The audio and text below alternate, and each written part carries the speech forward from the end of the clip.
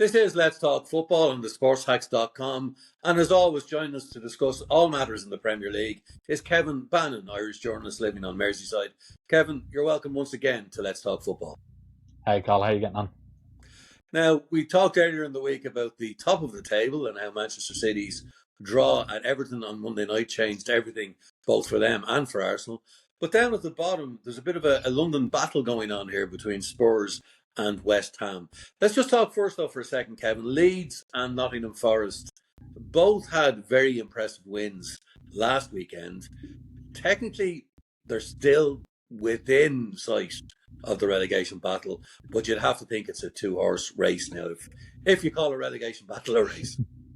Yeah, I think so. I think everyone up to Newcastle is technically still in it, but yeah, Forest's again. Look, Chelsea are a whole pod in themselves, but Forest were good and did enough to win the game. And can you be sacked as an interim manager at Chelsea?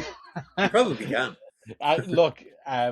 Todd Bowley and Blueco can't do anything to really shock me. So who knows? But yeah, I think Forest have done enough. And considering how far they are in the Europa League as well, that's a pretty good testament to what Vitor Pereira has done there. And then Leeds, took care of business like we sort of thought they would against a Burnley side. We're already relegated. Scott Parker being sacked. Leeds at home. And I think Leeds mainly stayed up the previous few games. I think they were unbeaten in 7 before the cup semi-final. And yeah, they did enough. I always felt Leeds were probably the best of the promoted sides. I know Sunderland are above them in the table. I always felt it as though they were another level. And you know, they had experienced players. I know Calvert-Lewin is injury prone, but he's had a good season this season. I think Anton Stach, who scored the first goal, has been a really, really shrewd signing from the Bundesliga. And yeah, they did what they needed to do, and they should be comfortable. I think Leeds as well, I'm showing my age here now, but going back to the Giles Bremner era etc. They are a top flight club. I mean, they have the tradition, they have the stadium, they have the support, they have history on their side.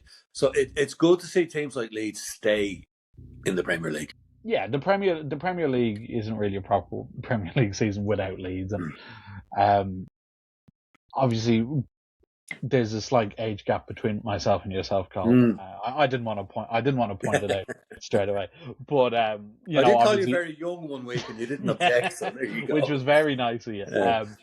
But yeah, even growing up for me, obviously, the way I remember Leeds mainly is that basket case in the early 2000s where they nearly went under. But yeah, it's great to see them back, and you just hope now that they can sort of establish themselves as a sort of mainstay in the Premier League. They've obviously yo-yoed up and down the past few seasons, but yeah, like you said, the fan base, the stadium, Ellen Road's a great ground, one club city, so it's great. The Premier League is better off having them in it.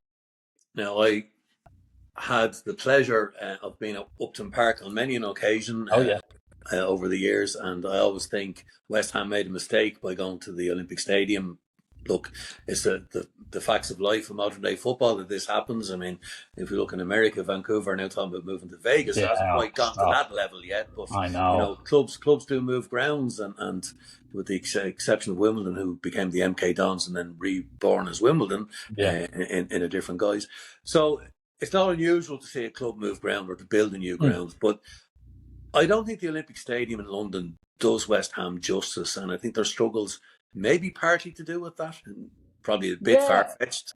Well, it's not entirely far-fetched. There's definitely something to it. It's obviously not the sole reason or the main reason, but it's linked to sort of the running of the club and how it's not been good enough over the past few years under this David Sullivan, David Gold ownership group. I mean, I think you could have made the Olympic Stadium work. I mean, we've seen stadiums, and we do see stadiums all around the world who, even with that running track, still have a good atmosphere and still can be a sort of hostile environment. Or you could have just taken the running track out properly as well if you wanted. But I do think it will be, if they do get relegated. I mean, the fans hate that stadium enough. Do you think a chunk of them will still go to it if they're playing championship football? And you get the feeling, and look, I've no sort of evidence to back this up. This is more just a general gut feeling that they might not just come straight back up. I feel Mm. like West Ham could find themselves stuck. The Championship is such a hard division to get out of. I mean, Coventry won the league this year. How long have they been stuck outside the 20, Premier? 25 years. Exactly, you know. And as we've said here, the fact that they've got up without the parachute payments from the Premier League Yes. is such a tribute to Frank Lampard and to the club owner as well. The club owner's turned that around. Well, Super Frank Lampard, of course, former West Ham United man himself, but I'm sure he wouldn't like to see them go down. But like, they're really up against it here. They're really, really up against it, and it's sort of been teetering for a while since. And like, again, it's not long since they won the Conference League. They won a European trophy, but really since then, and since they kind of got rid of Moyes, Yeah. it's been coming, and you do wonder if the bill is just coming due. And this happens to clubs, and it happens to clubs the size of West Ham. They've been relegated before. The likes of Villa, Forest, all those Leeds, everyone around them has been relegated, and maybe it's just their time. And I think it will be a tough enough sight when they've Lincoln City at home on a Tuesday night, and that stadium is 50% full, and they're stuck mid-table in the Championship, which is, I think, a decent possibility. Mm.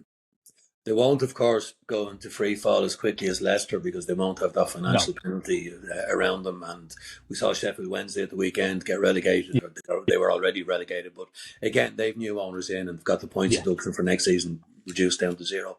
So it can happen. It doesn't matter how big you are; it can happen. Yeah. I'm just looking at Spurs, and I watched them. I mean, Villa obviously were still suffering a little bit from the European hangover from their game against Forest on Thursday night, but Spurs absolutely deserved to win that game. And I don't know if you saw it, Kevin, but Pedro Porro, I don't know how many times he was thumping his chest. It was like something out of Gladiator, as if he'd been fed raw line before he went onto the pitch or something. It was the determination clearly was back within that Spurs dressing room, and that had been missing for most of the season. Yeah, completely. I thought they were excellent. I thought they were really, really good. That first 20 minutes, like Villa couldn't get out of their own half. It was like it was finally as though De Zerbi had gotten that press right that he loved, that we saw with his Brighton team. You know, where the opposition get the ball and they're straight on top of you. All of a sudden, you can't escape. You've no breathing room. Bang! It's a turnover, and they're flooding bodies forward. And they were really good. They were really good, and they thoroughly deserved it. Like you said, Villa were poor. They were really poor, but Spurs had to take advantage of it, and they did. It's a brilliant finish, Conor Gallagher's, by the way. It's a really, really good hit. And obviously, Richarlison took his goal well. Ball in from Tell is excellent. And considering Spurs, with all the injuries that they do have, they've won their last 2 games. And yesterday was so impressive. And I said it, I've said it, and I'm going to continue to say it.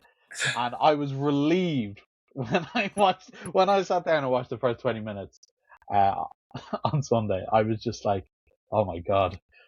This sense is relief. I wasn't just talking absolute nonsense. And look, they have a tough run in. Don't get me wrong. We've just mentioned Leeds. They have Leeds next. They go to Chelsea, which look may not be the worst thing in the world considering what we've seen. As we've mentioned before, have Everton at home on the last day of the season. I think obviously their last 2 wins have been away from home, against Wolves and now Villa. Home at the weekend against Leeds. They cannot lose that game. I know obviously they can't lose the game for points reasons, but they have to keep going and back this up. But look, they did well when they brought in De Zerbi. He is a good coach. Temperament wise and man management wise, he seems to outstay his welcome in a lot of places. Obviously Marseille, Brighton, before that. but he can give your team results on the pitch. He is a good coach, and when his message seemed to finally click with the Spurs players, and really, really just in the nick of time, you'd have to say. Yeah, I thought their fight on Sunday was Yeah. really evident, and that's something, as you say, they're going to need that for the 3 games. Mr. Gallagher, again, I'll remind you, has an Irish passport, but we won't go down that road today. I believe his wife or girlfriend is from Cork as well, isn't he? Yeah, Has and he been spotted at Croke Park before? yeah, All Ireland hurling finals. Yeah. But he has the Irish passport within his own right. It's not Right. doing any romantic persuasions, but Is why is Atletico when he was at Atletico? When he was at Spain, it just made it so much easier for him. The Brexit free line, the Jude Bellingham rule, as the Bellinghams do as well. Yes, anyway, as I said, we won't talk about that today. Maybe when we're analysing our World Cup exit before the tournament begins, Kevin, just to bring it all back down to earth. But the interesting thing for me was I've a couple of Spurs friends, shall we say, who are very active on social media over the last 24 hours, and all of a sudden they've come out from under the woodwork. But the point they're making is De Zerbi, 2 wins in his last 2 games, only getting his feet under the table. Imagine what he's going to do next season. Lads, get a grip. Yeah. Can we slow it down? Yeah. Can we slow it down? They're not out of the woods yet. They can still go down. I mean, look, I'd love to see Roberto De Zerbi in the championship. That would be amazing. That would be amazing. With Mason Melia leading the line. Let's slow down. Let's get through the next 3 games and make sure you're in the Premier League. Let's finish 17th for the 2nd consecutive season. Tottenham Hotspur Football Club. Like, when the season is over, and if they do stay up, like I said, they need to sort this out, because you cannot have a club the size of Tottenham Hotspur finishing 17th 2 seasons in a row. Now, last season people would say, "Oh yeah, but Europa League." It doesn't matter. It doesn't matter. Villa are 5th and are in the Europa League semi-final. Okay, you can do both. And you look at the players they brought in this season. You know, you've Xavi Simons, who at one stage of his career was one of the highest touted youngsters in Europe. Okay, maybe it hasn't gone exactly how we want, but he's still a quality player. Randall Kolo Muani, PSG, Juventus, France International. Mohamed Kudus, one of West Ham's best players. They've obviously suffered from injury, but it's not as if they're scraping the barrel here for signings. You know, they've spent money. So I think they need to really, really figure this out in the summer if they stay up. And I know the fans are unhappy with the ownership. Join the 70% of Premier League clubs.